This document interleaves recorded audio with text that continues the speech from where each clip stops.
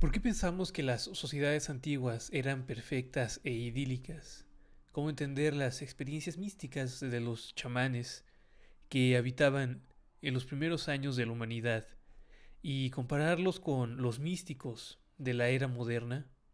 Esas son algunas de las preguntas que Ken Wilber desarrolla en su libro Después del Edén. Como el título lo indica, lo que Wilber estudia en esta obra es lo que sucede con el ser humano cuando cae de ese estado celestial arquetípico y comienza a vivir en el mundo. ¿Por qué parece que todas las religiones coinciden en el mismo tipo de mito originario, donde después de una catástrofe el ser humano es obligado a vivir en el mundo y por lo tanto sufrir? Desde la visión moderna, la perspectiva no es la misma.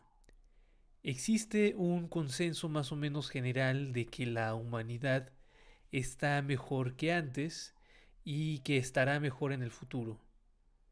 Al volver la vista a la historia humana, aparecen una gran cantidad de situaciones anómalas e incomprensibles. ¿Por qué los seres humanos crearon la religión? ¿Por qué si, como sabemos ahora, las monarquías se convertirían en las fuerzas más grandes de opresión y desigualdad? Prácticamente todas las civilizaciones humanas tuvieron de alguna forma u otra un estado monárquico y las personas incluso defendían la posición del rey con su propia vida. Lo más importante es preguntarnos, ¿qué es lo que mueve la evolución del ser humano? Hay un concepto clave que Wilber utiliza mucho en este libro y es el de self. En la traducción al español es muy raro que de repente nos encontramos con este término de self porque lo ponen así en inglés. Entonces es importante saber a qué se refiere. Esto está haciendo referencia al concepto de la psicología referente a el sí mismo, pero el sí mismo psicológico. También en textos, por ejemplo, los textos de Ramana Maharshi, textos filosóficos, textos de la Advaita Vedanta, se usa el concepto de sí mismo, aunque se utiliza con un sentido diferente. Aquí estamos usando el sentido de self psicológico. ¿A qué nos referimos? Al conjunto de elementos que la persona integra como parte de sí mismo, al conjunto de elementos que la persona identifica como parte de sí misma. Son aquellos elementos de autorreferencia. Entonces, cuando usemos este concepto, ya vamos a saber a qué nos estamos refiriendo.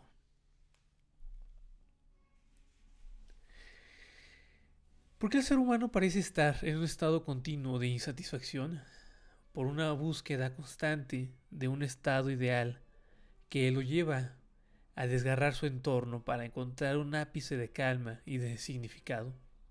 Tanto la ciencia como la religión prometen ayudar en esta búsqueda. Wilber señala que si hay un significado es porque nos estamos dirigiendo a algún lugar. Las palabras tienen significado porque apuntan a algo, a una cosa, a una idea. Entonces, habría que preguntarnos a dónde apunta la historia, a dónde apuntan nuestros sueños y nuestros deseos. El significado es una dimensión perceptible solamente hasta donde sabemos por el ser humano. Por eso no es de extrañarnos que la ciencia, y aquí estoy hablando de la ciencia biofísica, que tradicionalmente se ha interesado en estudiar la cualidad objetiva y material de la realidad, encuentre mucha dificultad para señalar un significado. El misterio más grande con el que nos encontramos a la hora de estudiar la realidad biofísica radica en saber interpretar el gran salto que el universo realizó a la hora de saltar de la realidad física a la realidad biológica. ¿Qué necesidad hubo en ello? Cualquier cambio en la evolución de las especies puede más o menos intuirse a partir de las reglas que la dimensión biológica manifiesta por sí misma, por ejemplo, sobrevivir, comer, reproducirse. Pero el deseo mismo del universo de abrirle la puerta a lo biológico, sobre todo siendo conscientes de que lo físico no sufre, no muere, no mata, no miente, no se deprime, y lo biológico sí, o por lo menos le abre la puerta a ello, deja a la ciencia sin respuestas. ¿Quién es ese gran otro con el que construimos la historia? Con quien negociamos nuestro destino y quien aprueba nuestras acciones. La religión ha querido describir el flujo de este significado, de este camino, a través de una serie de pactos entre el ser humano y Dios, el otro absoluto por excelencia. El tema de lo divino es uno que Wilber retoma en toda su obra y en especial en este trabajo. En el estudio de esta relación del ser humano con lo divino, Wilber nota dos corrientes principales. La primera, que señala una visión dualista, es aquella que concibe la relación entre Dios y el ser humano como una serie de contratos. Haz esto y recibirás esto otro. Haz estos pasos para que después tengas un premio o un castigo. Es esta la concepción común que impera en la religión y es también la manera como muchas personas entienden el vínculo religioso. Sin embargo, Wilber señala otro tipo de relación, la relación no dual, donde la búsqueda del ser humano está en eliminar su sentido de individualidad y unirse de manera total y frontal con lo divino. Es también esta visión la visión de las corrientes catalogadas como místicas, o como se verá a lo largo del texto, de la filosofía perenne. El término filosofía perenne fue desarrollado por Leibniz para describir a una serie de acuerdos a los que en apariencia han llegado varias corrientes de la religión y de la filosofía, y que parecen estar detrás de los deseos y aspiraciones humanos. Para la filosofía perenne, el ideal religioso no es exclusivo de los mitos. Esto es, el ideal religioso no se refiere solamente al personaje frecuentemente descrito por las tradiciones, donde Dios o el ideal religioso tiene ciertas cualidades, cierta historia y cierta narración. El ideal religioso puede adquirir otras formas como la verdad en la ciencia y en la filosofía. Haciendo referencia al término mismo, el ideal religioso es aquel al que aspiramos religarnos, reunirnos, reintegrarnos. Y es este deseo de reunión el que marca la pauta de todas nuestras aspiraciones. Para las tradiciones místicas, entonces, el absoluto no se manifiesta a través de un otro. Es por ello que comúnmente no se entiende a Dios como un personaje. Para la filosofía perenne, el absoluto es la esencia misma de la realidad, el trasfondo sobre el cual se relacionan todos los componentes de la realidad misma. Esto marca entonces la gran diferencia entre filosofía perenne y religión. Mientras que para la religión convencionalmente comprendida el trabajo consiste en establecer una relación con el otro, con Dios, con el Gran Padre, para obtener un premio, la filosofía perenne busca descubrir la naturaleza de la totalidad. Como comentario, pienso que estas dos maneras de entender la relación con la divinidad en realidad se refieren a lo mismo, pero utilizan lenguajes diferentes. Sobre todo, esto puede deberse a que cada una surge de un estadio de conciencia diferente, algo que veremos más adelante.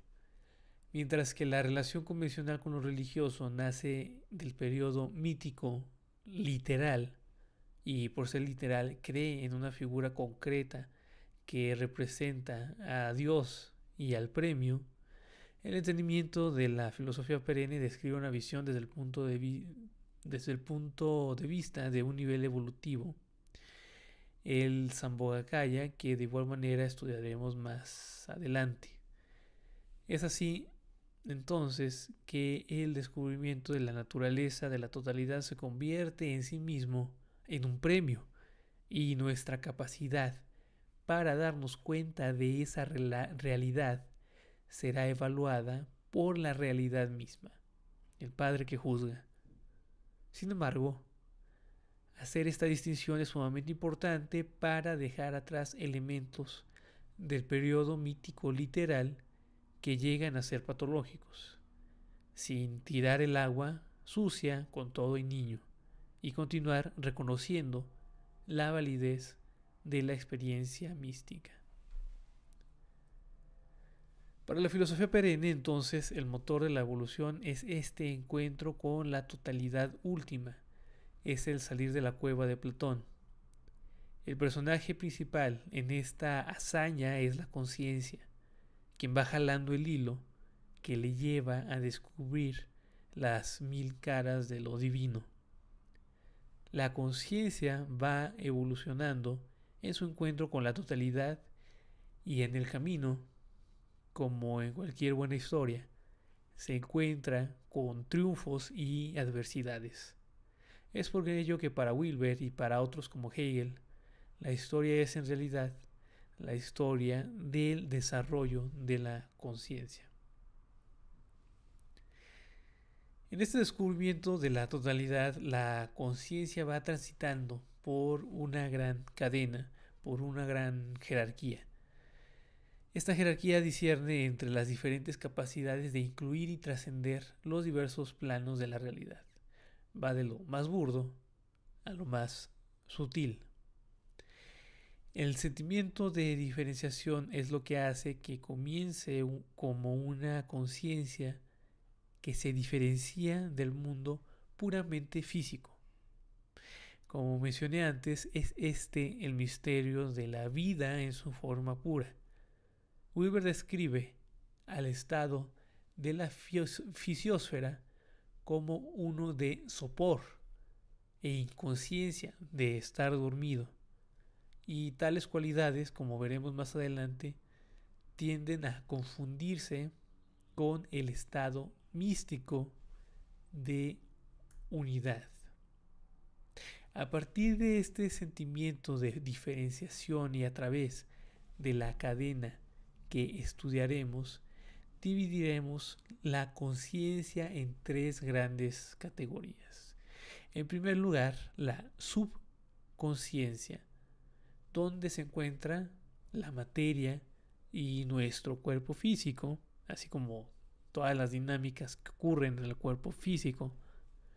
La autoconciencia, donde aparece la mente y nuestra representación en ella.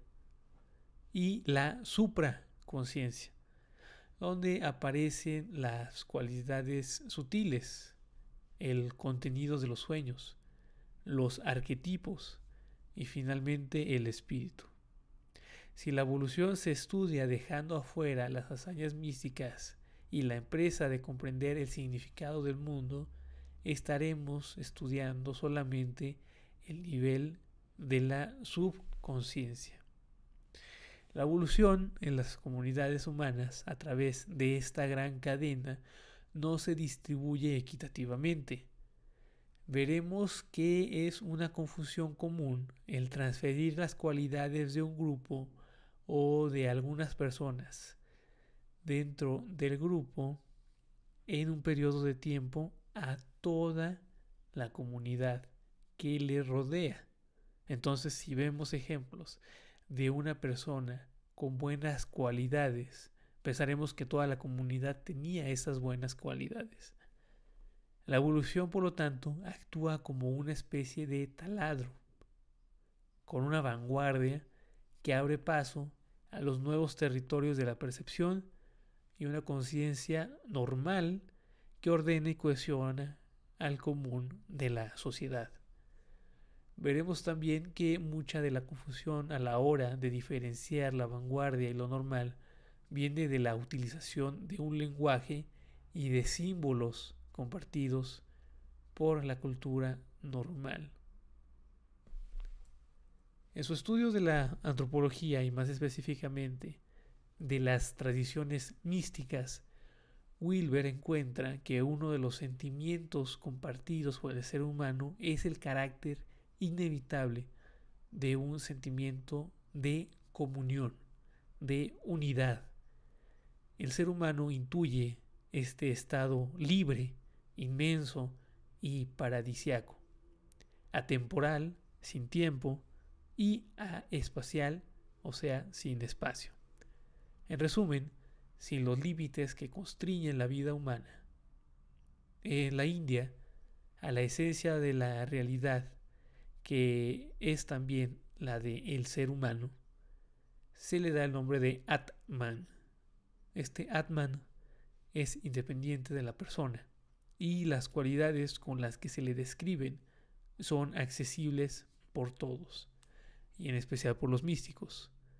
Sin embargo, ante el encuentro con el Atman, aparece el problema que servirá como argumento en toda esta historia. Si bien el Atman es atemporal y aespacial, lo personal no lo es. Y para entrar en comunión con la experiencia del Atman, el ser humano debe perder su ego, su persona, su individualidad.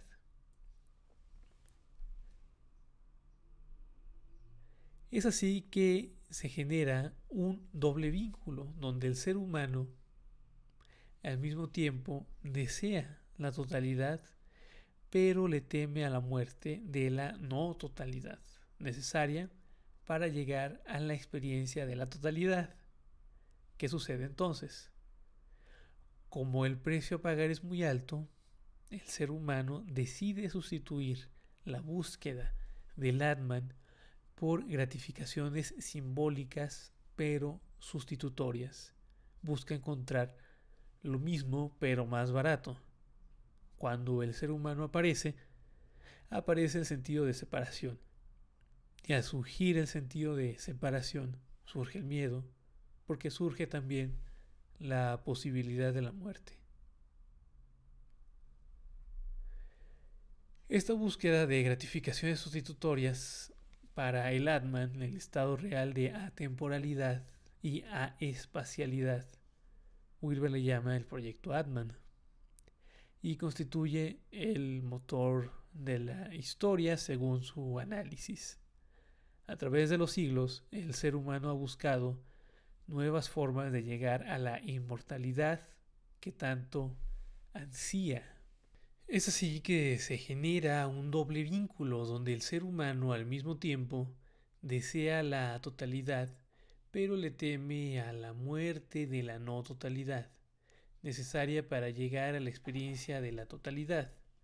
¿Qué sucede entonces? Como el precio a pagar es muy alto, el ser humano decide sustituir la búsqueda del Atman por gratificaciones simbólicas pero sustitutorias. Busca encontrar lo mismo pero más barato. Cuando el ser humano aparece el sentido de separación, y al surgir el sentido de separación surge el miedo, porque surge también la posibilidad de la muerte. Esta búsqueda de gratificaciones sustitutorias para el Atman, el estado real de atemporalidad y aespacialidad, Wilber le llama el proyecto Atman y constituye el motor de la historia según su análisis. A través de los siglos, el ser humano ha buscado nuevas formas de llegar a la inmortalidad que tanto ansía. Entonces, hemos visto que el ser humano quiere ser el Atman, el núcleo atemporal y sin divisiones, pero esto requiere una muerte del ego, esto es, de las barreras que lo separan como individuo. Y entonces procede a adquirir sustitutos para este Atman. Hay pues en la dinámica de este proyecto Atman dos impulsos principales. Por un lado, la del Eros, que Wilber define como la corriente positiva del proyecto Atman, enfocado en perpetuar la propia existencia. El Eros está enfocado en encontrar más vida, más tiempo, más posibilidad, más maná, de que el ser individual se vuelva cosmocéntrico. Y por otro lado tenemos a Thanatos, que Wilber define como la corriente negativa del proyecto Atman. Esto porque está enfocado en lo que no queremos. Nuestra relación con el Thanatos lucha por alejar a la muerte, por acabar con todo aquello que amenace a la identidad individual, por alejar el tabú, aquello que no se quiere. Esta sustitución entonces ocurre tanto en el plano objetivo, por ejemplo a través de la acumulación de bienes como la comida, como en el subjetivo, a través de la acumulación de la vida como símbolo, por ejemplo el reconocimiento. La cultura entonces ha servido para coordinar los diversos proyectos Atman. Cada cultura tiene al mismo tiempo sus símbolos de inmortalidad, sus prácticas para alejar la muerte. Se puede decir que este acto de acercar la vida y alejar la muerte es lo que verdaderamente nos cohesiona como seres humanos. A partir de estos fenómenos, Wilber contesta en Después del Edén 3 preguntas fundamentales. ¿Cuáles son las principales formas de trascendencia que hemos encontrado como seres humanos? O sea, ¿cómo accedemos al Atman real? Ante el rechazo de pagar el precio por el Atman, o sea, la muerte del individuo, ¿qué sustitutos hemos descubierto como humanos, tanto en lo objetivo como en lo subjetivo? Y por último, ¿cuál ha sido el costo de estos sustitutos para la humanidad? ¿Cuál ha sido el precio del proyecto Atman? Vamos a entrar a analizar el primer estadio, el primer nivel que Wilber identifica. Para analizar la gran cadena del ser, Wilber retoma a muchos autores, entre ellos a Hegel, que entre sus valiosas aportaciones se encuentra la de notar que en la historia el superar las diversas etapas evolutivas significa negarlas y a su vez conservarlas, incorporarlas. ¿Cómo podemos reconocer aquello que hoy en día hemos negado y hemos incorporado durante el proceso evolutivo? Comencemos por el principio. Podemos identificar el primer peldaño de la gran cadena del ser en lo que Wilber denomina el estado urobórico, un estado caracterizado por la falta de otredad. El uroboros es una figura mitológica que representa a una serpiente comiéndose a sí misma. Wilber retoma esta figura para describir a un mundo que se encuentra envuelto en sí mismo. La falta de otredad significa también la inexistencia de la muerte, o por lo menos su ignorancia. Este es el estado del pleroma, el inicio unitario del que hablaban los gnósticos griegos, del Pakriti, la naturaleza física en el hinduismo. En ese tiempo también se desarrolla en nuestro cerebro el cerebro reptiliano, y a pesar de que otras estructuras ya empezaban a formarse, era en términos concretos el rector de nuestra vida. Tal vez por esta cercanía a este estado se le represente tanto con la figura de la serpiente. En todo caso, es el peldaño que representa lo más inferior dentro de la gran cadena del ser. Pero algo hay de reconfortante en este estado totalmente envuelto en sí mismo. No hay otra edad y por lo tanto no hay muerte. ¿Será que esto es el paraíso? ¿Es esto a lo que aspiramos? Estas son de hecho algunas de las preguntas fundamentales que se explorarán a lo largo de esta obra. No es coincidencia que las tradiciones religiosas, al reflexionar sobre las cualidades del estado urobórico, hayan descrito al estado de total fusión con el mundo físico como algo paradisiaco y por lo tanto salir de ahí significa salir del Edén. Lo mismo podemos ver cuando se describe el estado de un niño.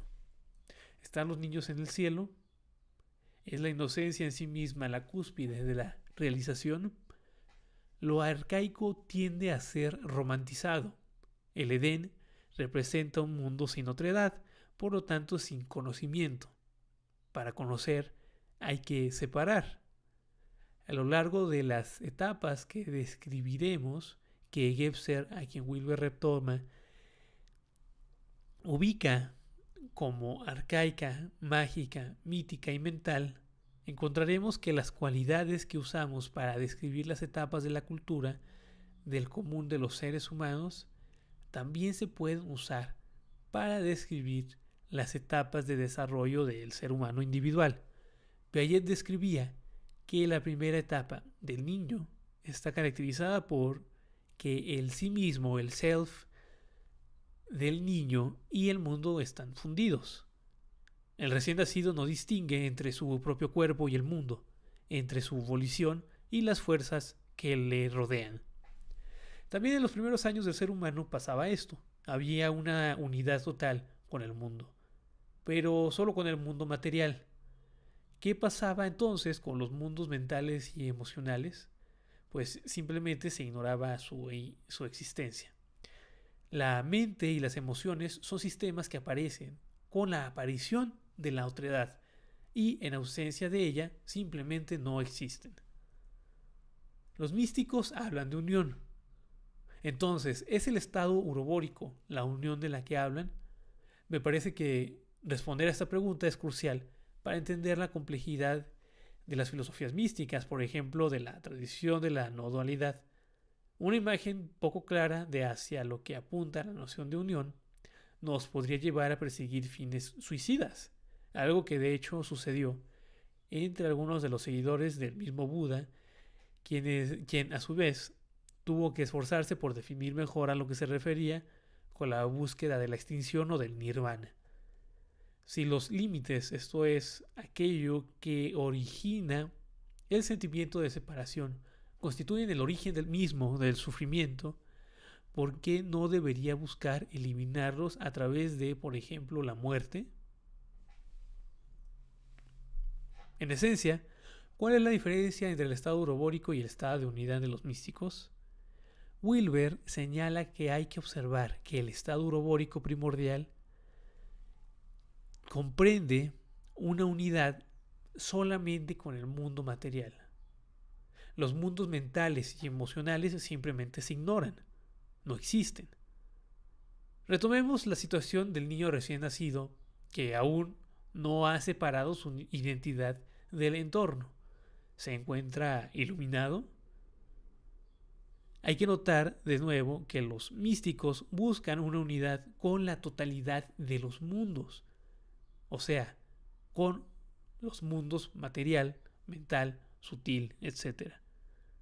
El niño está fundido con el entorno material simplemente porque ignora el espacio y el tiempo, no porque haya discernido la naturaleza misma de la realidad.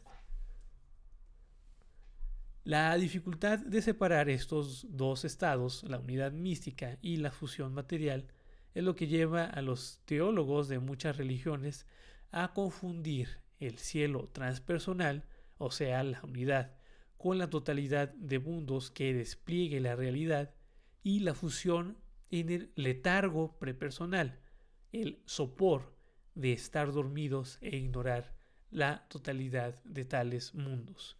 La etapa que estamos describiendo aquí corresponde a la de los pre-sapiens, a la de los organismos dominados por el sistema límbico.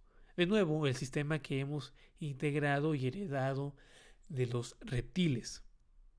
En esta obra, Wilber no pretende hacer un recuento de las características físicas u objetivas, si recordamos los 4 cuadrantes de Wilber que ha desarrollado en otras obras. Por lo menos ese no es su enfoque principal. Lo que Wilber quiere es indagar en torno a la experiencia subjetiva que se vivía o se vive en cada uno de los niveles de la gran cadena del ser. Esencialmente lo que Wilber busca es describir al ser humano a través de las experiencias subjetivas cada vez más complejas a las que tiene acceso. La etapa que estamos describiendo aquí corresponde a lo de los pre-sapiens.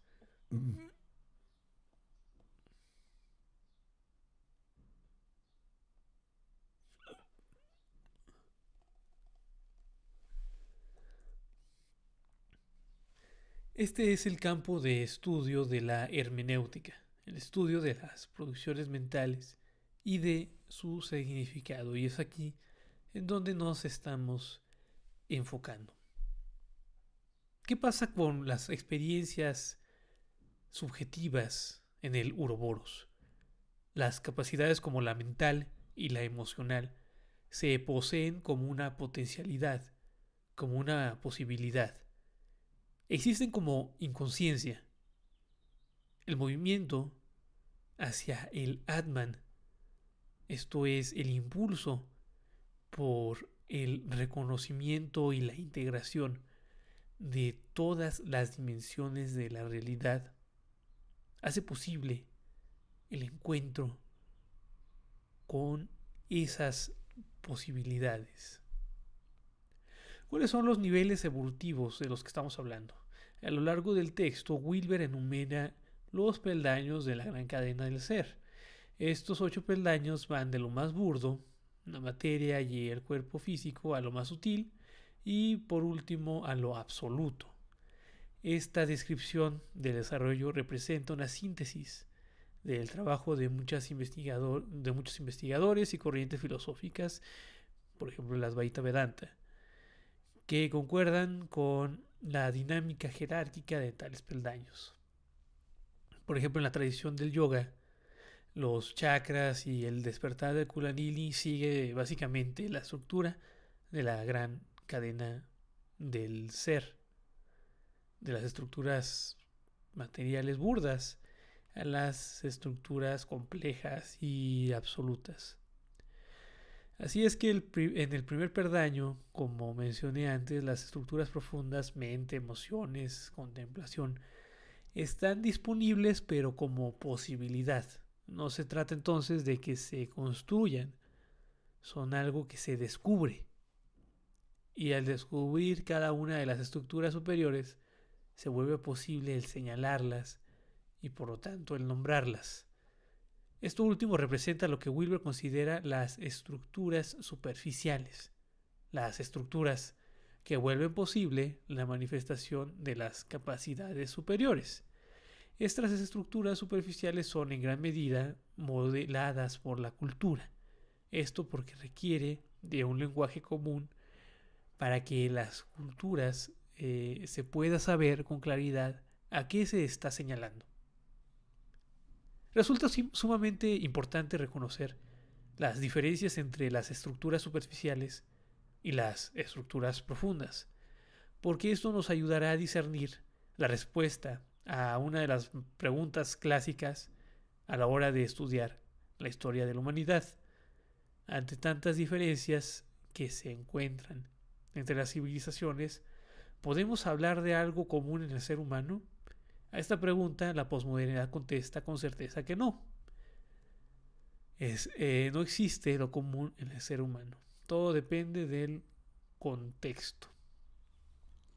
Y es ahí, entonces, donde entra la diferenciación entre estructura superficial y estructura profunda. Para Wilber, las estructuras superficiales, el cómo nombramos el mundo, sí cambia, pero las profundas son básicamente iguales.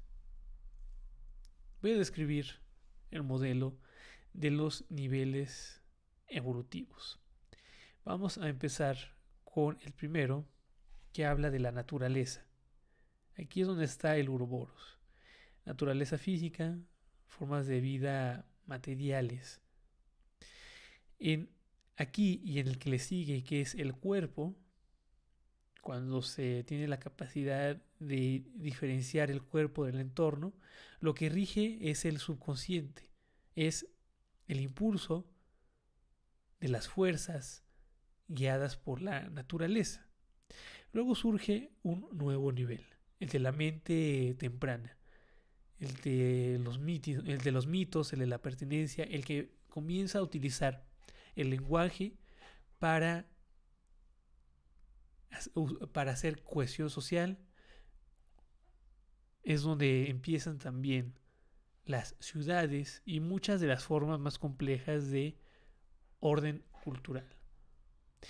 En este video nos vamos a centrar en estos tres primeros niveles: el de la naturaleza, el cuerpo y el de la mente temprana.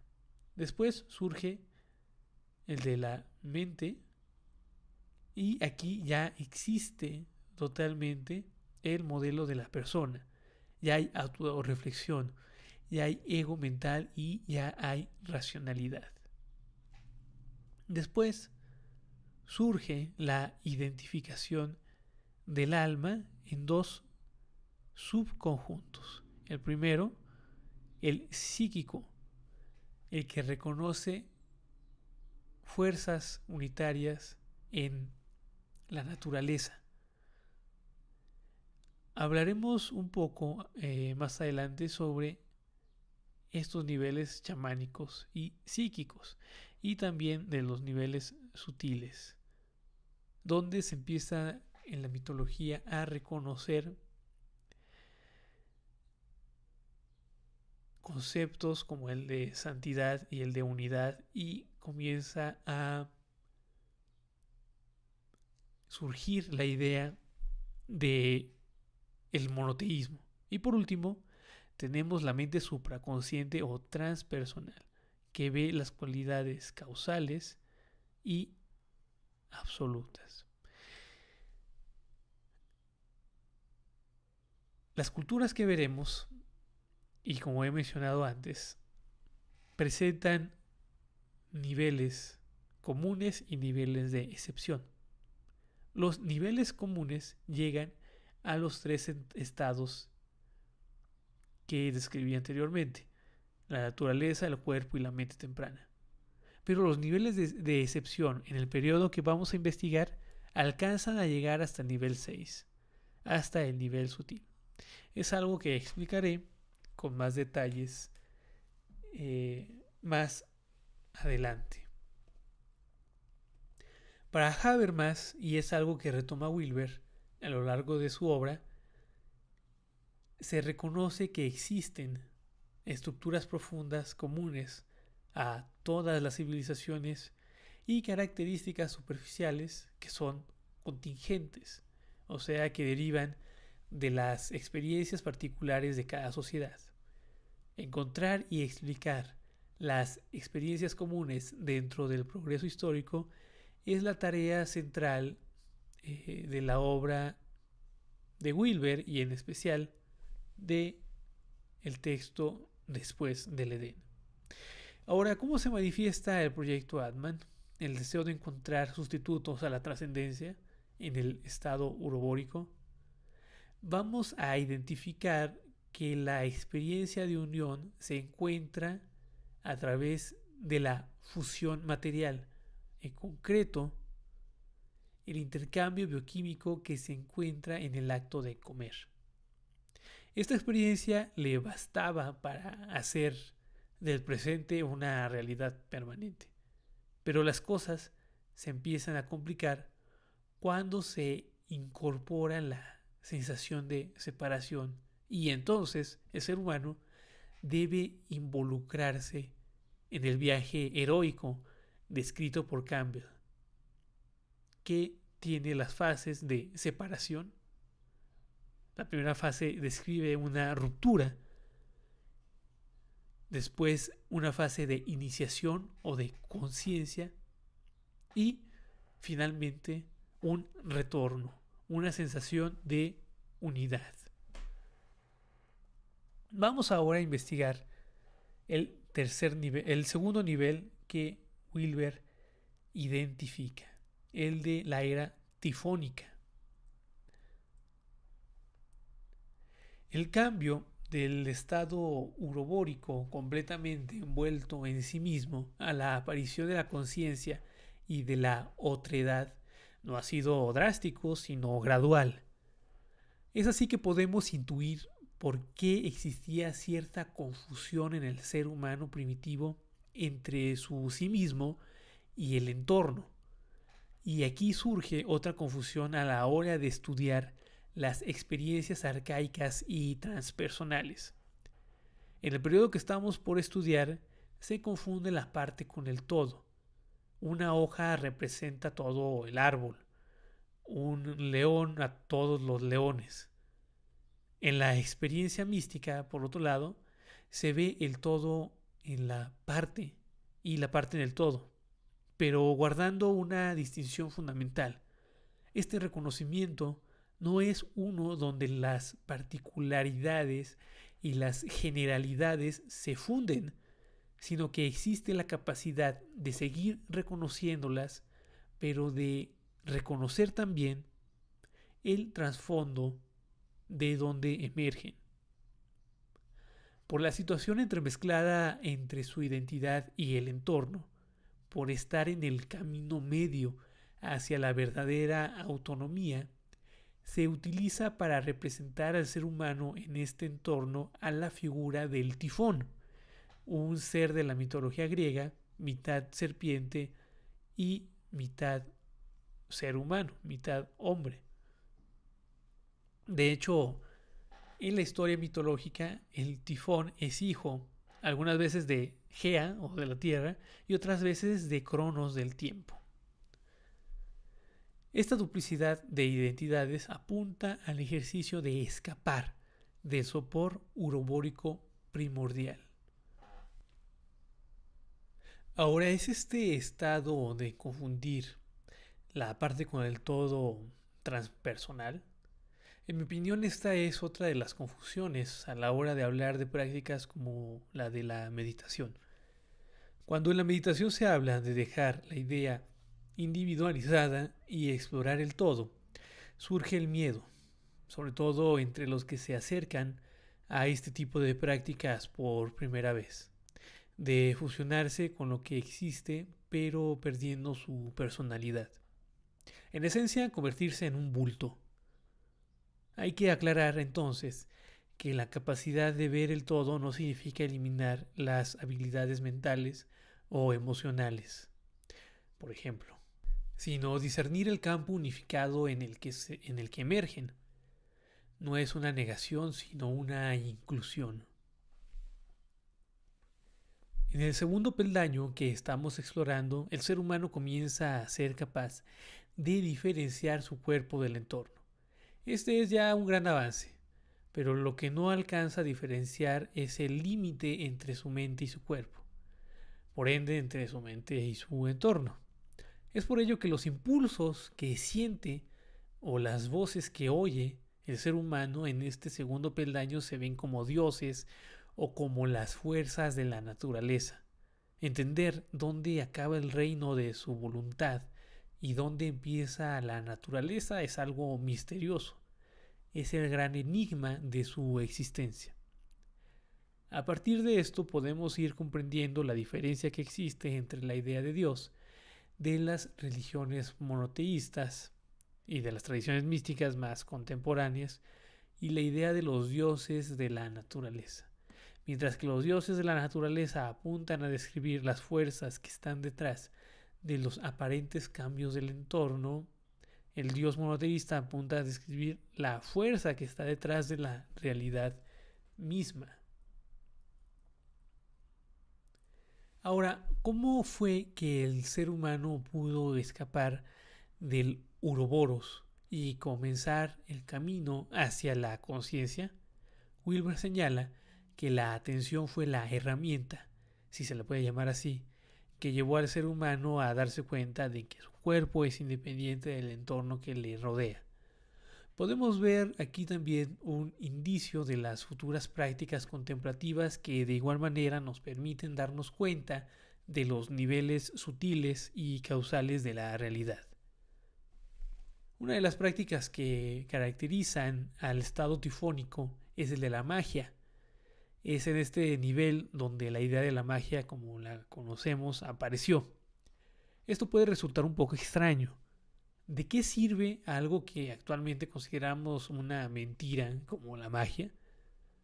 Recordemos que en la empresa de discernir su individualidad del entorno, el tifón solo alcanzó a separar su cuerpo del entorno, por lo que sus ideas y emociones quedaban, por lo menos en su experiencia, aún fundidas con el entorno. Es entonces que la interconexión que aún sentía con la naturaleza, recordemos asimismo que la representación del tifón resulta acertado, pues detalla a un ser mitad serpiente, mitad uroboros y mitad ser humano. Se representaba a través de la magia. Esto significa que los impulsos y la volición se le atribuían a fuerzas externas, a espíritu de la naturaleza y no al ego mental. Esta vinculación llevó a la falsa comprensión de que las partes de la realidad y su todo se encuentran unidas de una manera mágica y misteriosa. Una de estas vinculaciones se da ante la incapacidad de diferenciar entre la representación, por ejemplo en las pinturas rupestres, y la acción, por ejemplo el acto de cazar. El tifón, al no diferenciar planos más allá de lo puramente físico, no logra diferenciar que la voluntad viene de sí mismo y lo real es un campo donde actúa. ¿Cuál es la relación que hay entre una cosa y su imagen? ¿Cuál es la relación entre dos eventos que suceden al mismo tiempo? Solo cuando aparece la mente racional aprendemos a diferenciar entre estos reinos. Derivado de estas confusiones aparecen dos fenómenos conocidos como leyes de Fraser, que describen la lógica mágica. A mi parecer es esencial comprender estas dos leyes para visualizar y entender el estado tifónico. Y no solamente eso, estas leyes nos ayudarán a comprender algunos fenómenos psicológicos que seguimos cargando hasta el día de hoy, cuando creemos que hemos dejado el estado arcaico muy atrás y nos congratulamos de ser modernos o incluso posmodernos. La primera es la ley de la similitud. Este fenómeno surge al ser incapaces de diferenciar entre semejanza e identidad, entre un ente particular y su categoría general. Wilber detalla un ejemplo para comprender este fenómeno. Supongamos que alguien es violentado de niño por una persona pelirroja. Después, de adulto, esa persona genera una aversión a todas las personas pelirrojas. Ha ocurrido lo que Freud llama desplazamiento, el generalizar una experiencia particular a toda la categoría de tal particularidad. Este fenómeno es bastante común hoy en día. Se piensa, por ejemplo, que porque ciertas personas de un lugar o de una religión son de alguna u otra forma, todas esas personas tendrán las mismas cualidades. Se piensa que porque a la media de los hombres, para poner otro ejemplo, le atraen más las actividades lógico-matemáticas, entonces a todos les atraerán. Podemos encontrar en nuestro propio pensamiento una serie de ejemplos de este desplazamiento, de esta ley de similitud que venimos cargando desde la época tifónica. Y este reconocimiento constituye incluso uno de los trabajos más comunes en psicoterapia. Estos ejemplos de cómo el contagio y la condensación se manifiestan en nuestra era posmoderna son un ejemplo de cómo los peldaños de la gran cadena del ser no se eliminan, sino que se integran. Los estados conscientes de un nivel se convierten en los estados inconscientes del siguiente, y es por eso que a veces actuamos en el mundo como si nos guiara una visión mágica de la vida. Ahora, ¿son estas visiones correctas o incorrectas? La respuesta a esta pregunta refleja la actitud fundamental de la teoría integral. El contagio y la condensación son ejemplos correctos, pero parciales. La cuestión es que, como emergen de los niveles vitalis, los niveles más básicos de la existencia, describen nexos que no son lógicos, sino propiamente vitales. Pensemos en el cazador que ve a un animal con vida y después al comerlo observa que su propio cuerpo también se regenera de vida.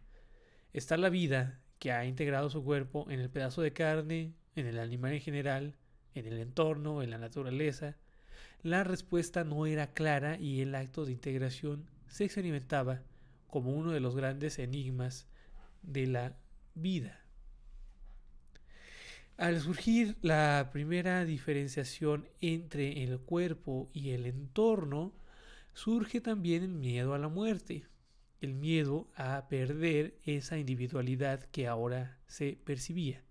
Para muchos psicólogos, esta ansiedad ante la muerte consiste en la ansiedad fundamental de la existencia que está detrás de un gran número de procesos mentales. ¿Qué hacemos entonces con esta ansiedad? ¿Cómo la manejamos para poder funcionar en el mundo? Wilber señala que hay dos alternativas ante este encuentro: negarla o reprimirla. Wilber explora la idea de la represión de la muerte como represión primaria, a diferencia de Freud, quien ve en la represión sexual la represión primaria que da origen a todas las represiones y patologías. ¿Qué herramientas utiliza el ego para reprimir la muerte? Aquí entra a escena el proyecto Atman a través de su vía tanto negativa como positiva. Por un lado, el Eros del tifón busca de manera directa mantener la vida y su relación con Thanatos busca evitar la muerte. Al tener el tifón un sentido de presente, no tanto de futuro, sino más bien de una sucesión de presentes, lo que pretende es extender el futuro permanentemente. ¿Por qué lo pretende extender? Para Wilber, este deseo de infinidad es en sí mismo un reconocimiento de la naturaleza infinita del ser, y su extensión a la realidad inmediata es un deseo de manifestar tal identidad. El tiempo se presenta entonces como una representación necesaria para negar la muerte.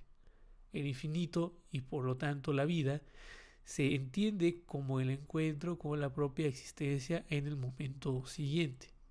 Es por lo tanto una promesa permanente.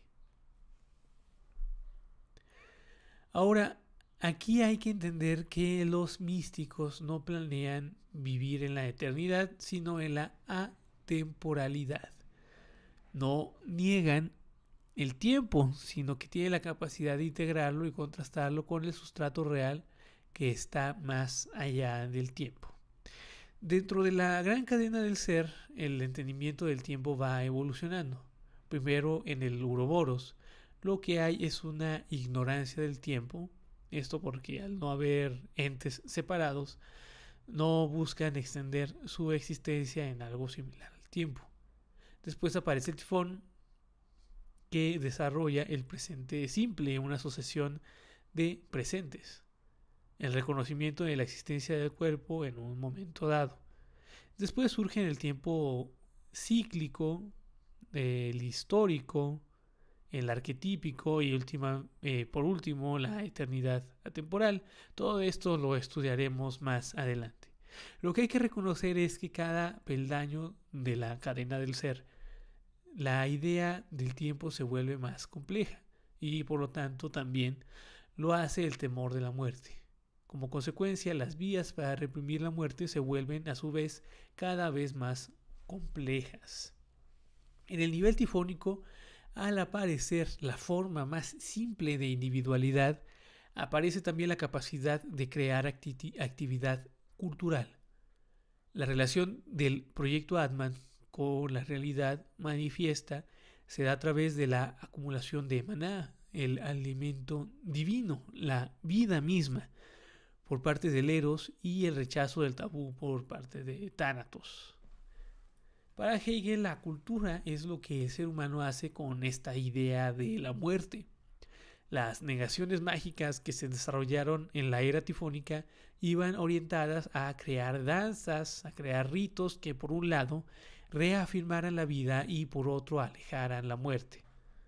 Sobre esto es muy interesante observar las acciones humanas que buscan desechar cualquier indicio de muerte, como alejar a los cadáveres o simplemente dejar de hablar de los que ya han muerto.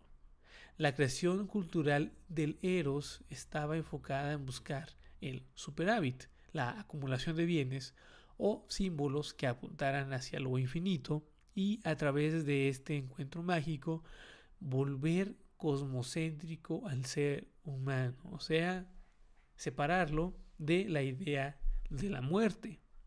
Existe otra opinión generalizada sobre la era tifónica. Veremos que en estas sociedades no recurrían a la explotación y compartían los bienes equitativamente.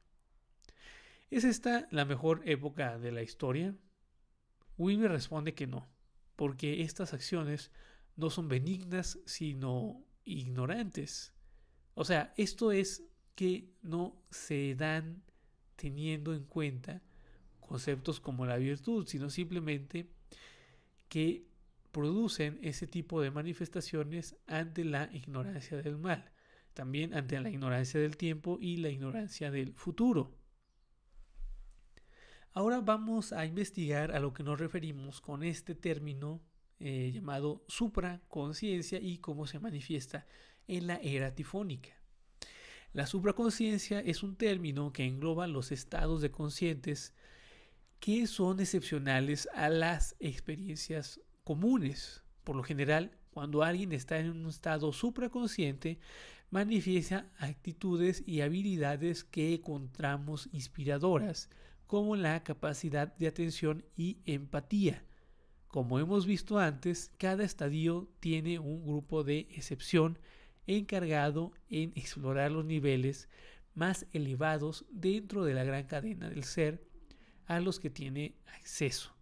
En la era tifónica, este trabajo fue llevado a cabo por los chamanes. ¿Cuál es su función? Es común que veamos a muchos supuestos chamanes contemporáneos y pensemos que muchos de ellos son una especie de charlatanes. Y bueno, esta visión a veces puede ser propiamente correcta. Sin embargo, hay que observar que muchos chamanes, tanto en la etapa tifónica como en la edad contemporánea, sí llegaron a estados trascendentes de conciencia. La gran mayoría de estos chamanes han llegado a conclusiones similares a las tradiciones místicas. Por ejemplo, que existe una unidad en la realidad, la posibilidad de perder el miedo a la muerte y trascender lo individual. Ahora un comentario sobre los chamanes y sobre las sociedades chamánicas, porque podríamos confundir que con esta edad tifónica nos estamos refiriendo a las sociedades indígenas. A pesar de que muchas de las eras tifónicas se encuentran en relación con las sociedades que hoy reconocemos como indígenas, lo cierto es que las mismas comunidades indígenas han evolucionado a lo largo del tiempo. O sea, es muy difícil encontrar hoy en día, en nuestra contemporaneidad, sociedades e individuos puramente tifónicos, aunque hayan conservado los símbolos y las prácticas de ese tiempo. Por lo general, la interpretación que le dan a esas prácticas y a esos lenguajes, a esos símbolos, son más actuales. También es algo que veremos más adelante. Una de las preguntas fundamentales a la hora de investigar el proceso de evolución de la conciencia es ¿qué es lo que ocasiona que la conciencia evolucione? Wilber señala que el salto de un peldaño a otro se da a partir de que el estadio presente ha hecho que Thanatos triunfe y Eros fracase. O sea, que los elementos sustitutorios se vean en crisis y caducos. En un afán de buscar una plataforma estable para la evolución, la conciencia busca una visión del mundo alternativa, aunque esta búsqueda, como señala Wilber en su texto más reciente, Trump y el mundo de la posverdad, pueda a veces ser regresiva. Cada eslabón de la gran cadena del ser busca mantener el orden de los objetos sustitutorios del proyecto Atman. Ante una crisis, las revoluciones que ofrece pueden aparentar el cambio, pero este cambio se da en el mismo nivel, como cuando, desencantados por un régimen monárquico, un reino cambia a un rey por otro, cambiando la estructura aparente pero no la profunda. A esto Wilber le llama traslación y lo compara con el acto de mover muebles dentro de un mismo piso de un edificio, mientras que la transformación consistiría en mover los muebles de un piso a otro. La traslación, entonces, es una íntima cómplice del proyecto Atman y busca conservar la sensación de identidad separada y que Eros supere a Thanatos. Podemos ejemplificar la dinámica de la traslación y la transformación con el ejemplo de alguien que tenga una visión consumista del mundo. Esta persona de pronto se encuentra en una crisis en su vida, una depresión o algo similar. ¿Qué puede hacer para que la sensación de muerte no gobierne su vida? El movimiento de traslación iría dirigido a que esa persona trate de acumular más maná, más objetos sustitutorios. Según su visión del mundo, esta persona trataría de acceder a más objetos de consumo.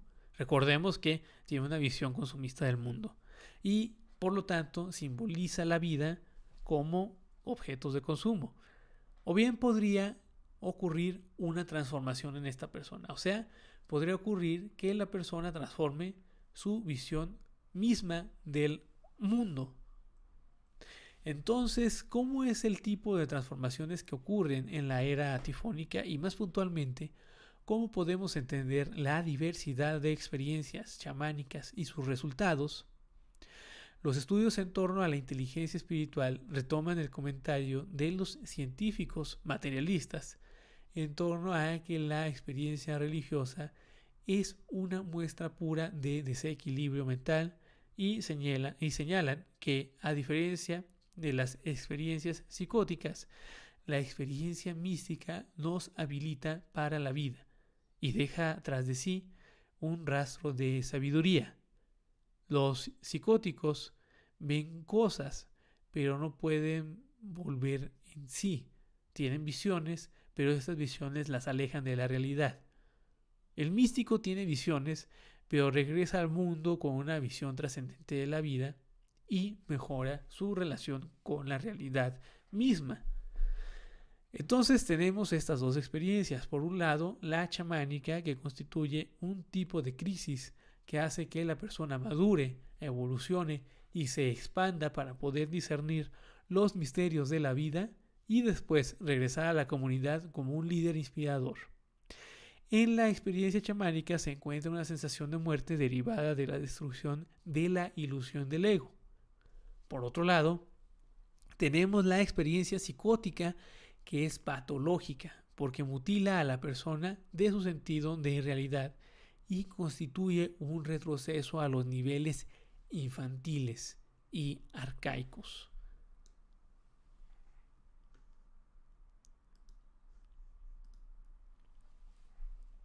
Como comentario, Aldous Huxley respondió acerca de la pregunta en torno al uso de sustancias psicoactivas que uno debería tener cuidado de la sabiduría que no merece. Podemos encontrar que las experiencias chamánicas, sobre todo cuando se hacen en un entorno de consumo y espectáculo como ocurre actualmente, en vez de ser experiencias de crecimiento, se convierten en verdaderos traumas. Es por eso que todas las tradiciones chamánicas del mundo integran, de alguna forma u otra, un periodo de preparación y adquisición de sabiduría para poder comprender las experiencias trascendentales chamánicas. A pesar de esta cercanía con niveles avanzados dentro de la gran cadena del ser, la religión chamánica seguía siendo bastante burda, y así también lo era la cultura tifónica en general. En cuanto a las características del proyecto Atman en este nivel, podemos encontrar otro fenómeno sumamente interesante e importante. Su importancia radica en que lo volveremos prácticamente a ver en todos los niveles que investiguemos. El ser tifónico vislumbra la muerte y la quiere alejar. Entonces, ¿qué es lo que hace? Debido a su visión del mundo mágica, trata de sustituir la muerte del ego por cualquier otra muerte. Es aquí donde surge para Wilber la idea del sacrificio.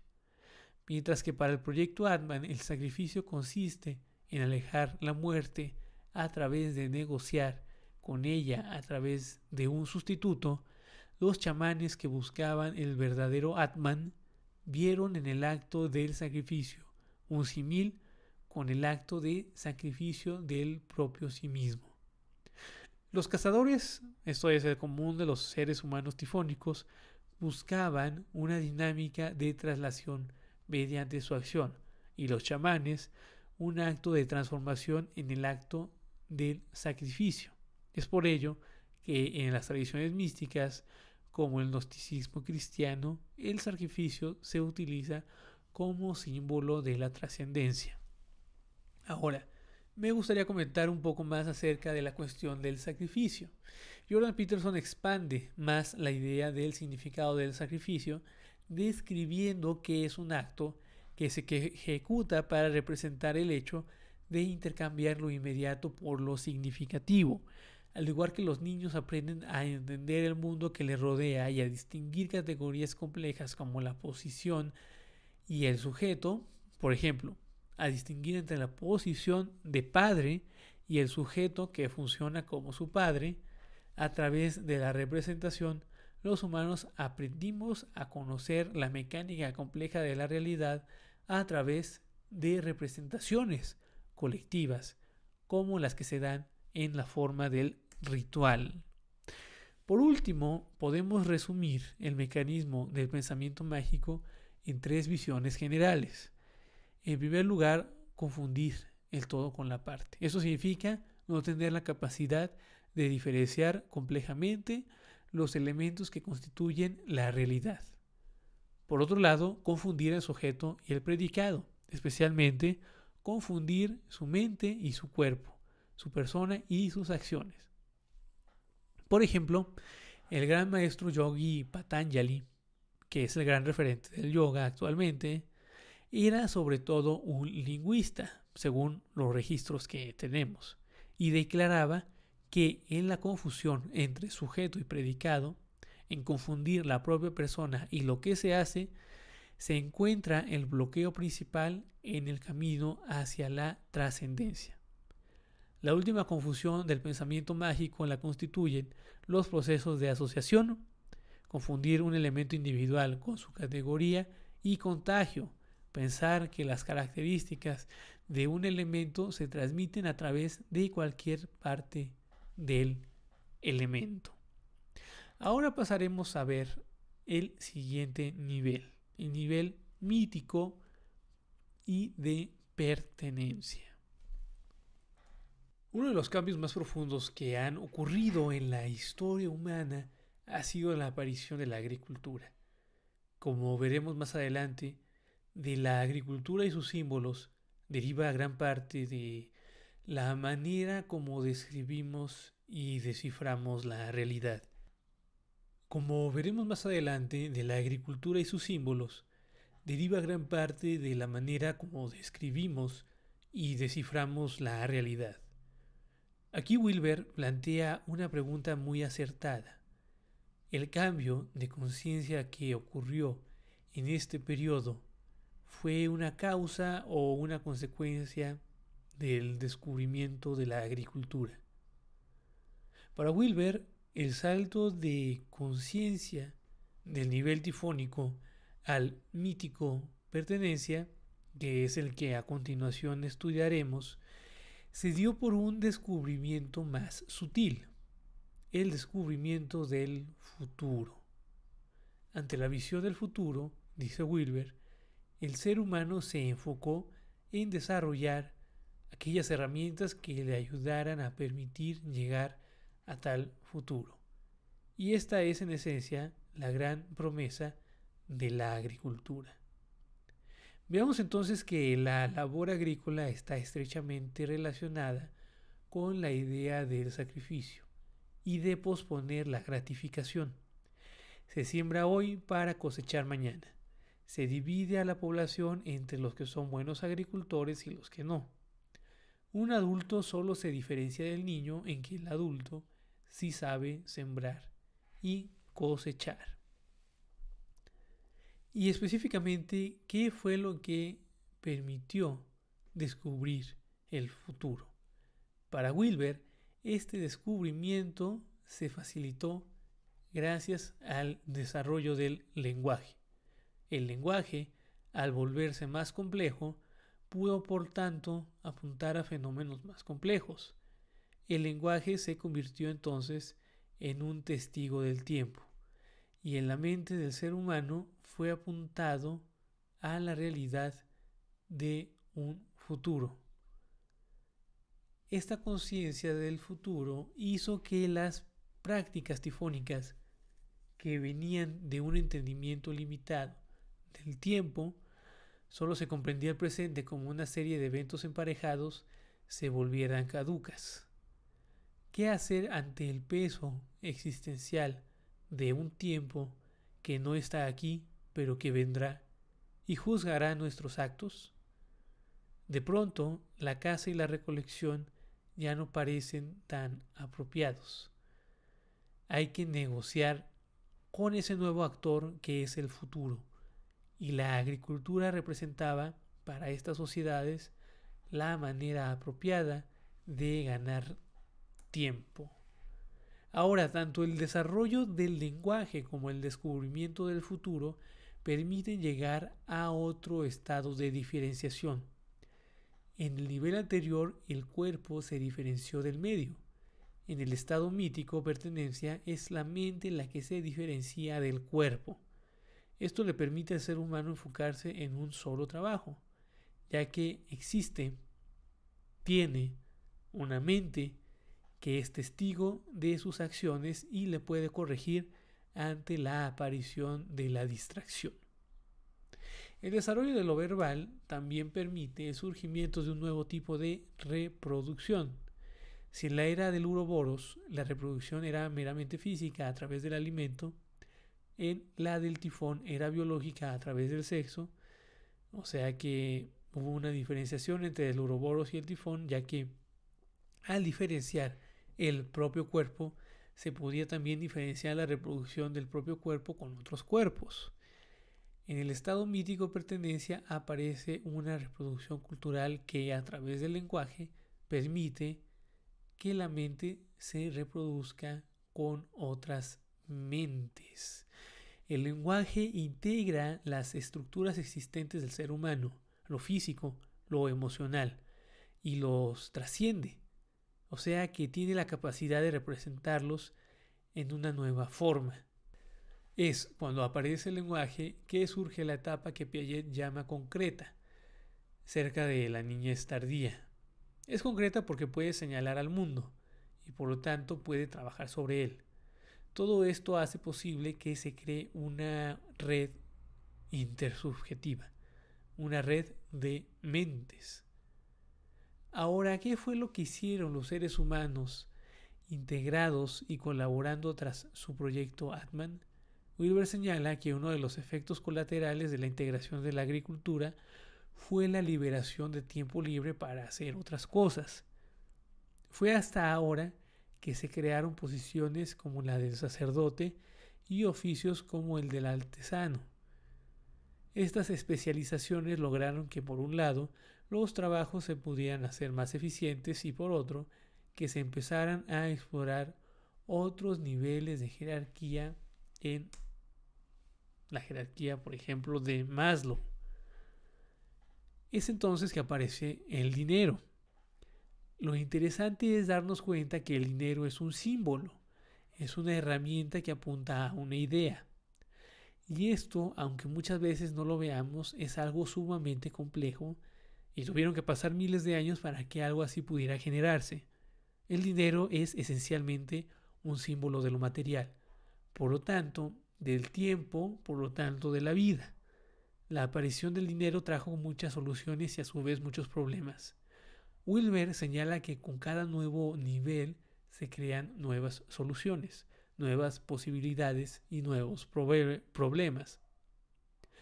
Sobre todo cuando se utiliza un medio de un nivel superior, como el dinero, para trascender una patología de un nivel inferior, como las neurosis derivadas del pensamiento mágico. ¿Qué pasa con el proyecto Atman en este nivel mítico o literal? ¿Cuáles son los impulsos que están detrás de las acciones del ser humano? Wilber aprovecha para señalar que en un nivel profundo las motivaciones humanas son religiosas porque el ser humano busca hacer realidad una cualidad trascendente, lo infinito. Tanto la búsqueda del Atman como su sustituto, el proyecto Atman, giran en torno a la integración de un estado pleno y absoluto. Aquí Wilber comenta la postura de los críticos de las experiencias religiosas que coinciden con Becker en que el pensamiento religioso es en sí mismo una patología. Lo que Becker señala es que el ser humano, al verse abrumado por la idea de la muerte, se inventa un Dios, una imagen de lo infinito, y trata de forzarlo en la realidad. Reflexionar sobre esta postura es muy importante porque, de nuevo, representa la principal crítica al pensamiento religioso. Wilber nota que esa posición conlleva dos mentiras. En primer lugar, el mentirse a sí mismo y crear una idea de lo infinito, que según Becker no existe. Entonces ahí nos estamos mintiendo. Y después tratar de forzar esa esfera en su realidad. Aquí el punto principal es que lo infinito existe, por lo menos como una aproximación a la vida. Y es una aproximación adecuada que de manera pragmática nos orienta a trascender cada uno de nuestros estados limitados. Para Wilber, el ser humano no crea lo infinito por temor a la muerte, sino que es la ignorancia de lo infinito lo que crea su temor a la muerte. Ahora, veamos cómo opera el proyecto Atman en este nivel. Hemos dicho que el proyecto Atman busca sustituir el infinito absoluto con un sustituto que lo simbolice. El símbolo por excelencia en la era agraria es el dinero, que en sí mismo representa tanto tiempo como alimento. O sea, representa lo más cercano que tiene el ser humano para aplazar la muerte. Para Wilber, otra de las cualidades subjetivas de este periodo fue la aparición de una proto-conciencia o un proto-superego. Wilber retoma la teoría de la mente bicameral de James, que sugiere que la conciencia se experimentó primero como una serie de voces que el ser humano escuchaba. Estas voces repetían una serie de órdenes, de indicaciones que constituían una suerte de condensación de las órdenes que la persona había recibido en su vida. Hay que observar que esta experiencia, si bien no era siempre algo puramente espiritual, sí se convirtió en una vía para que las intuiciones superiores se manifestaran. Es por eso que se considera un proto-superego, una estructura anterior a la identidad ideal a la que aspiramos. Vamos a pasar ahora a investigar una de las figuras principales dentro de este periodo, la figura de la Gran Madre. Wilber detalla que el estado actual en el que existimos se siente tan difícil porque es un estado intermedio entre el letargo y el despertar. O sea, los únicos dos estados en los que estamos realmente satisfechos. Wilber apunta a Egipto para reconocer algunas de las características de la experiencia religiosa en este nivel, en esta etapa. En Egipto vamos a encontrar, por un lado, una serie de mitos muy complejos gracias a la evolución del lenguaje. Por el otro, vamos a encontrar el esfuerzo colectivo de crear sustitutos tangibles del Atman. El enfoque estaba entonces en crear sustitutos tangibles, señalables, que manifestaran cualidades cosmocéntricas e infinitas. Solo así se puede entender tareas tan titánicas como la construcción de pirámides y la elaboración de rituales religiosos más complejos. Esta es otra de las características del proceso de evolución de la conciencia en cada peldaño y donde aparecen nuevas y más complejas prácticas religiosas. Sin embargo, se empieza a volver más comunes prácticas horrorosas como el canibalismo y el sacrificio ritual. ¿Cómo podemos entender esto? Para poder entender tales prácticas, primero tenemos que entender el papel de la figura de la madre en la psique humana. Wilber señala que el matriarcado era el estado anterior al patriarcado, y por ello en estas sociedades podemos ver la manifestación de lo divino en forma femenina. ¿Qué es lo que representa lo femenino?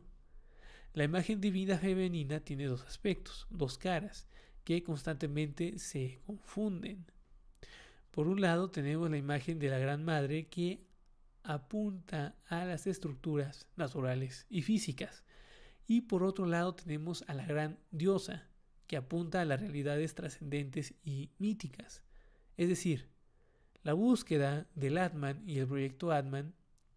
Y por otro lado, la conciencia común y la conciencia de excepción. Ambas tienen maneras diferentes de interpretar la figura de lo femenino. ¿Por qué identificamos a la madre con lo natural? Mouskapian señala que cuando el niño nace, lo que experimenta es una unidad con la madre. Es un estado urobórico donde la madre representa de manera literal el sustento de su existencia. La madre es el gran medio, el gran entorno. El padre aún no sale a escena. Ahora, a medida que el sí mismo separado se va desarrollando, el niño identifica que su madre puede ser, como lo ha sido, la fuente de vida y sustento o la fuente de muerte si es que desaparece. Surge así un apego con la madre en forma de la gran protectora y un medio a la madre en la forma de la gran destructora. Si nuestro acercamiento a la madre es bueno, ella se convierte en la gran protectora, y si es malo, se convierte en la gran destructora. ¿Cuáles son las relaciones entre la figura de la madre y los sacrificios? Primero hay que identificar que la mente mitopoyética del ser humano, o sea, la mente que tiende a formar mitos, a formar relatos, se hizo una síntesis de una serie de fenómenos que encontraba relacionados con la figura de la madre. Veía, por un lado, una relación entre la madre, la luna y el útero. Veía también que el ciclo lunar estaba caracterizado por un periodo de desaparición, o sea, muerte y resurrección, cuando la luna vuelve a aparecer, y esto representaba una suerte de trascendencia. Hay que entender también que aún no se había encontrado relación entre el embarazo y la relación sexual. Las relaciones sexuales ocurrían más o menos instintivamente y de manera aleatoria. Se veía que se generaban los embarazos, o sea, se pensaba que la concepción era algo solamente de las mujeres. Tal vez por ello la figura masculina no haya tenido tanta visibilidad en este periodo. Si acaso se representaba como simple consorte de la mujer. Retomando la relación con los ciclos menstruales y lunares, y ante la falta de relación aparente entre el hombre y el embarazo, se dedujo que la fuente de la vida era justamente la menstruación, la sangre.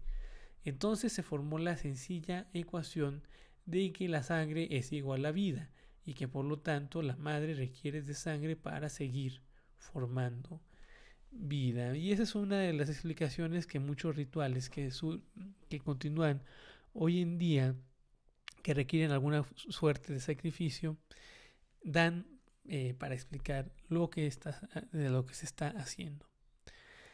Podemos explicar los elementos de la madre y su aparición en la psique con la figura de Kali en el hinduismo. Kali es la gran madre, pero tiene un elemento muy extraño. También se identifica con la forma de la gran destructora. De hecho, su forma es un poco complicada porque, bueno, está rodeada de cabezas desmembradas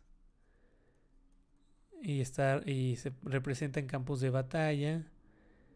Y de hecho, originalmente los rituales referentes a Kali tenían que ver con sacrificios literales, sacrificios para la madre. Es muy interesante ver que las interpretaciones literales de la figura de Kali han evolucionado, sobre todo gracias a Ramakrishna a finales del siglo XIX, quien vio estos relatos como símbolos que apuntaban a una realidad más compleja, o sea, los vio como metáforas del proceso místico. Por ejemplo, el hecho de desmembrar cabezas se interpreta como un acto de separar lo burdo de lo sutil y así sucesivamente. Tal vez más adelante hable más detalladamente acerca de la figura de Kali. Ahora, fue sobre esta lógica que se desarrollaron los sacrificios de sangre, siendo los humanos los primeros y después evolucionando a sacrificios animales. Hay que observar que este acto de sacrificio significa otro intento del proyecto Atman por perpetuarse. La sangre significa vida y la vida significa ahuyentar a la muerte. Ahora, existe otra confusión en la cuestión de la disolución. Las experiencias místicas apuntan a una disolución del ego, mientras que los sacrificios apuntan a una disolución de la persona. Igual, en la figura de Kali, esas disoluciones se representan de manera literal como muerte, pero apuntan a la disolución de la separación. Solo los místicos podían notar la diferencia. Wilber señala que una situación bastante interesante en la relación de las personas con esta gran madre es que tiene la gran madre un carácter terrible que obliga a las personas a ser sus súbditos, a estar encadenados a la madre tierra. Esto se le conoce como la madre devoradora, que no permite que los hijos crezcan y se separen. Podemos ver representaciones de la madre devoradora en cuentos más contemporáneos. Por ejemplo, la figura de la bruja en Blancanieves, en Hansel y Gretel, etc. Y en experiencias individuales, cuando las madres se sobreapegan al hijo y en esencia no lo dejan madurar.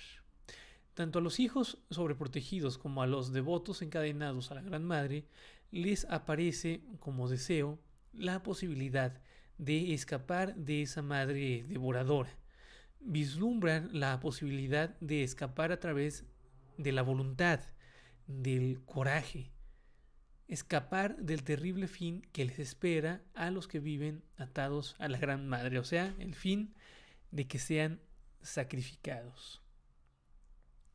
Vamos ahora a ver los elementos de la gran diosa. Veremos algunas características de la imagen trascendente de la divinidad femenina, pero para esto necesitamos entender la diferenciación que Wilber hace entre los aspectos exotéricos y esotéricos de los ritos religiosos. Lo exotérico está relacionado con las formas de rituales que podemos vincular con los sentidos literales del ritual, que buscan los sustitutos del proyecto Atman. Lo esotérico, por su parte, apunta a los rituales como símbolo de trascendencia. Entonces aquí vemos una división entre símbolo y signo. Podemos entender el ritual religioso y en general cualquier elemento que estudiemos en función de si actúa como símbolo o como signo. La imagen de la diosa como símbolo apunta a realidades superiores, a la transformación.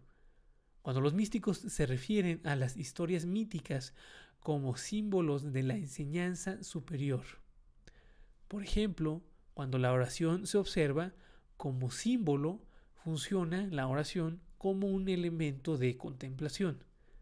Por su parte, los elementos religiosos utilizados como signos pretenden apuntar a la realidad mundana, a lo concreto, a lo literal. En vez de transformación, buscan la traslación, el sustituto mágico de Dios. Cuando la oración se ve como signo, por ejemplo, se contempla que es una herramienta literal de petición. Esto es muy interesante y nos permite entender por qué ha habido diferentes experiencias e interpretaciones dentro de las dimensiones religiosas mismas. Debemos comprender que el estado psicológico de la persona será el que interprete un rito, ya sea como herramienta de transformación o como proyecto Atman, como herramienta para la sustitución de la trascendencia. Para Joseph Campbell, el mito tiene dos funciones. En primer lugar, logra adoctrinar e integrar a los individuos en una sociedad, y esto es muy importante. Como veremos más adelante, los grupos humanos lograron integrarse en sociedades cada vez más grandes porque comenzaron a vincularse por su cultura en común, por los mitos que compartían. ¿Por qué sucedió esto? Porque el tener una cultura común hace que se facilite la confianza. Es más fácil predecir cómo actuará el otro y las intenciones que tiene si tenemos una serie de normas y relatos que nos vinculan. La segunda función que relata Campbell sobre los mitos tiene que ver con favorecer la desidentificación con la sociedad, abriendo la puerta a la trascendencia. Esto es muy paradójico. Supone que la misma herramienta que sirve para cohesionar a la sociedad sirve también para la trascendencia. Ahora, aquí hay que entender que trascender no significa negar. Quien trasciende la sociedad no la elimina, ni se despoja de su capacidad de vivir en ella. Simplemente tiene la capacidad de comprender las fuerzas que cohesionan a la sociedad y puede explorar nuevos territorios que la sociedad no ofrece. La mayoría de los antropólogos, a la hora de estudiar las religiones, confunden la función de las ceremonias religiosas en su cualidad de signo y de símbolo. Si una ceremonia habla de muerte y sacrificio, está hablando de manera literal. Recordemos que las personas recurren al lenguaje y a los símbolos que tienen a la mano para describir las realidades complejas que encuentran, y ese lenguaje puede muchas veces no ser el adecuado. Así que, ¿cómo entiende la corriente esotérica y exotérica la idea del sacrificio? Para la visión esotérica, el sacrificio consiste en la aceptación de la muerte, en la extinción del deseo individual de inmortalidad.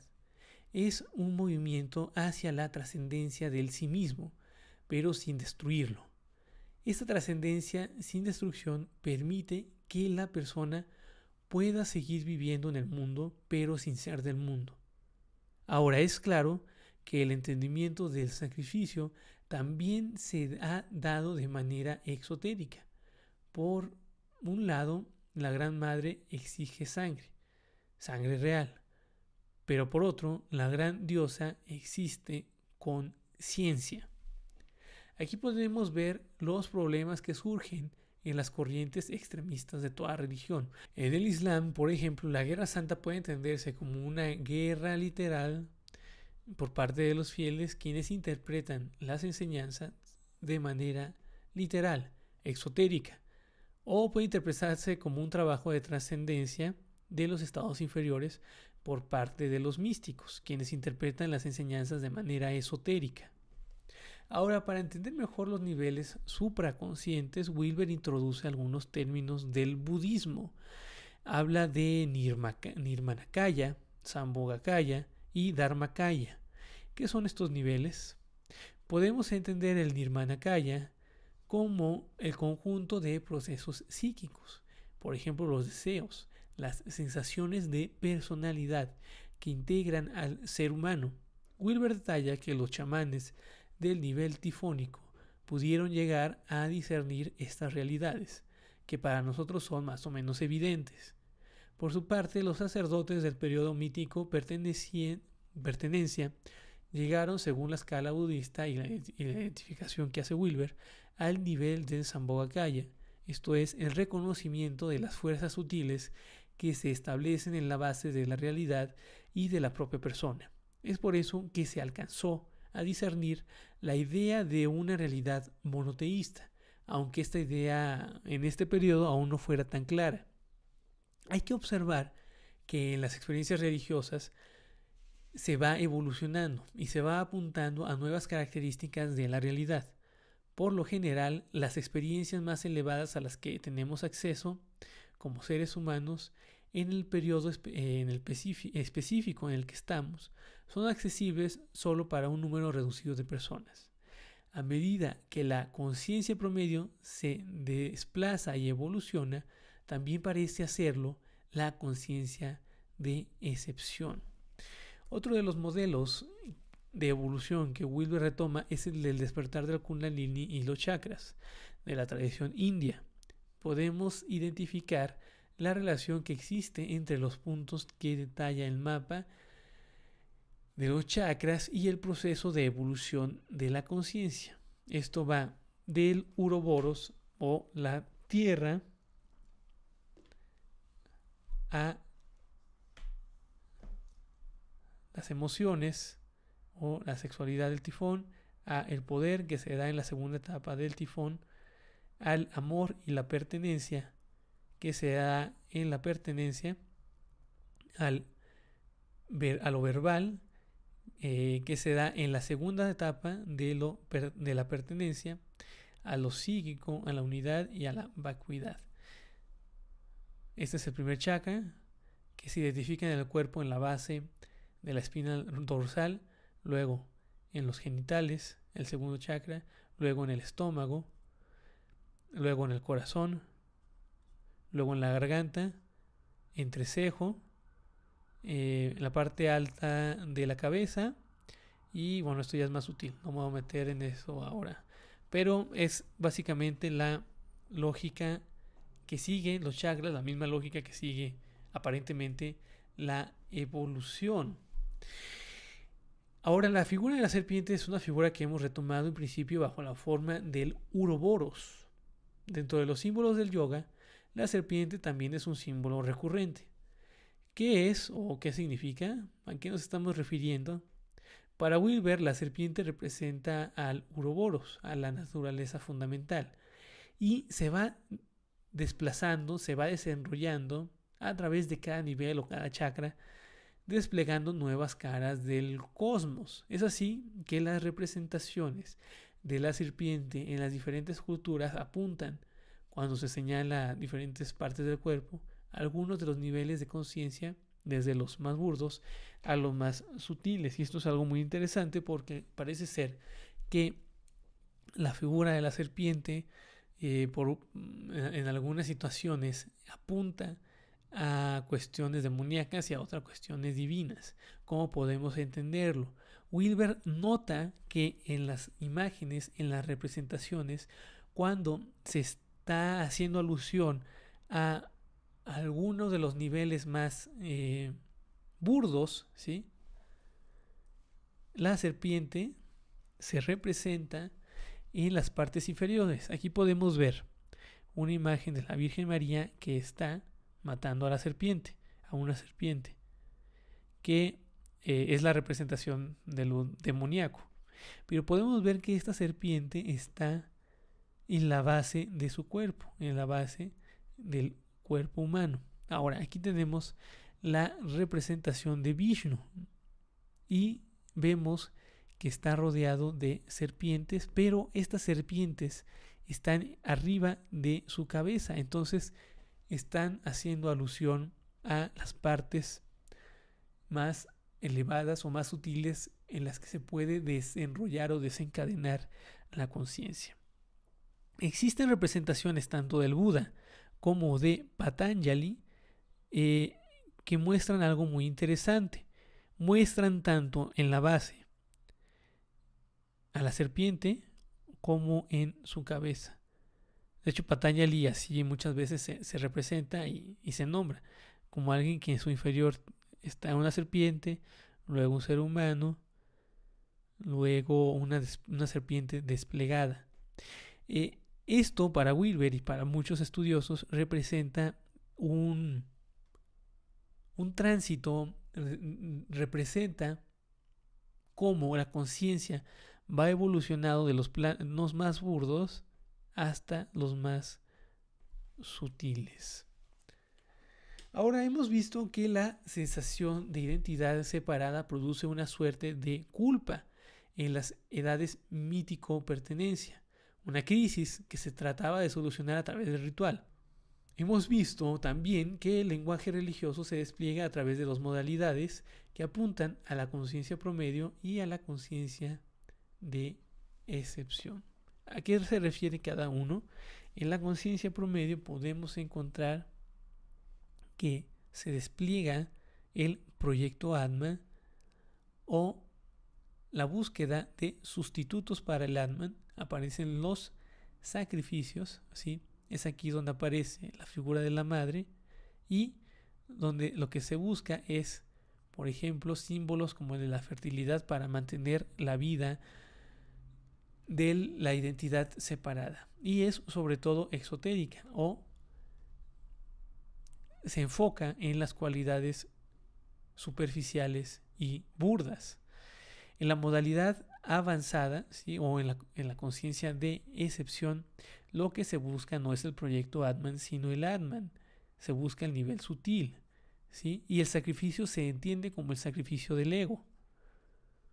Hay una comunión con una unidad arquetípica y las historias, los mitos, se entienden de manera esotérica y no literal. Hemos visto que existe una gran confusión que surge del hecho de que de estas dos modalidades utilizan símbolos y un lenguaje común, por ejemplo, el símbolo de Kali, pero apuntan a aspectos diferentes de la realidad. Ahora exploraremos una de las prácticas más desconcertantes dentro de la historia humana, la transición de las prácticas de autoinmolación a las prácticas de sacrificio del otro. ¿Por qué en el contexto religioso se dio algo tan atroz como el sacrificio? ¿Qué podemos derivar de tal práctica? ¿A qué apunta? Wilber señala que la aparición de la individualidad supone una aparición de fronteras en la propia psique. Esas fronteras se ven como la fuente de la condición de separación y por lo tanto del sufrimiento. La tradición esotérica propone trascender esas fronteras a través de su inclusión y el establecimiento del ser en modalidades más elevadas de conciencia. Sin embargo, el proyecto Atman, al temer esta pérdida de la individualidad, se opone al proyecto de derribar tales barreras. Wilber señala que cuando esta lucha entre la defensa y la eliminación de las barreras se vuelca hacia afuera, hacia el mundo, ocurre la agresividad asesina, el odio, el sacrificio ritual del otro. Por lo tanto, consiste en un acto de sustituir a la propia persona en la experiencia de la muerte, una representación de la inmortalidad a través del contraste de la muerte del otro. Podemos ver entonces que en cada actividad se esconde la relación del ser humano con el infinito, y la agresión no es la excepción. Por ejemplo, Zizek detalla que en la Unión Soviética se justificó la agresión hacia los enemigos del régimen porque ese acto se veía como uno necesario para llegar a la trascendencia en forma de un gobierno comunista. Es así que en cualquier acto de agresividad se esconde el deseo de la trascendencia. La agresividad es un deseo de volver manifiesto la realidad infinita y alejar la muerte. Esta energía bien dirigida sirve de impulso para una forma sana de alcanzar el Atman. Ahora, en el acto del asesinato, como mencioné anteriormente, Wilber encuentra que el ser humano tiene una especie de revelación al contrastar la vida con la muerte, al verse vivo y permanente en un entorno que ha perecido. La guerra de los imperios de esta era, entonces, busca justamente eso, reafirmar la propia vida, sobre todo de los reyes, en contraste con la muerte del enemigo.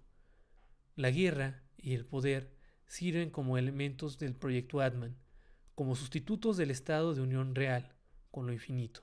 Es, pues, un símbolo de inmortalidad. Por último, veremos las características de las sociedades humanas que surgieron sobre el entendimiento mítico literal del mundo. La aparición del lenguaje permitió a los seres humanos reunirse en comunidades más grandes que las tribales.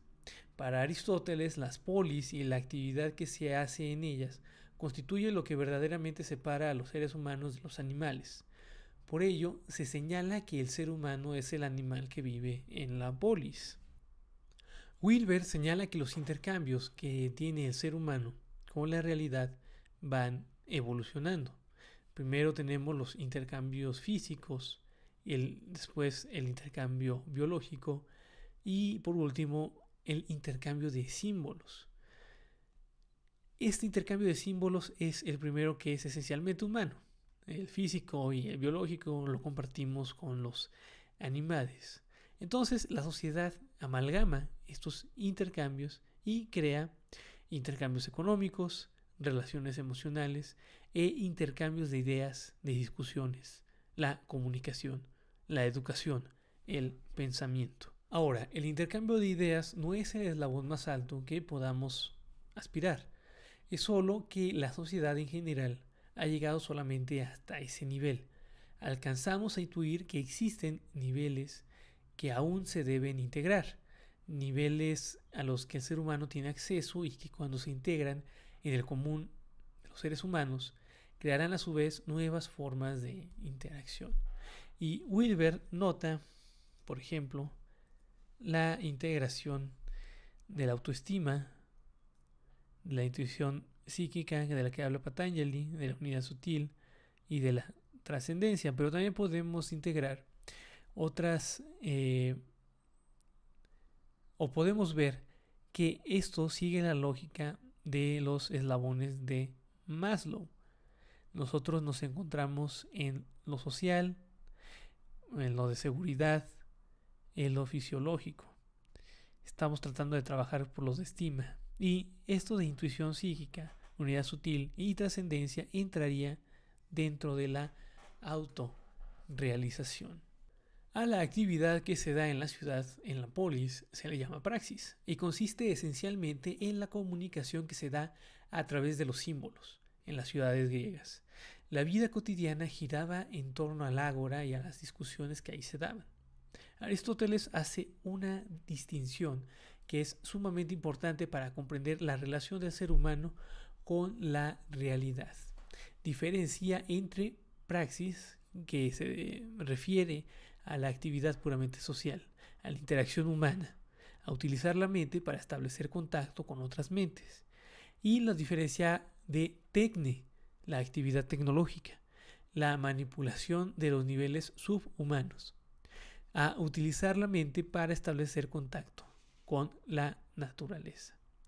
Uno de los problemas que surgirá más adelante en la Edad Moderna será la reducción de la praxis a la tecne, esto es, la negación de la complejidad de las interacciones intersubjetivas.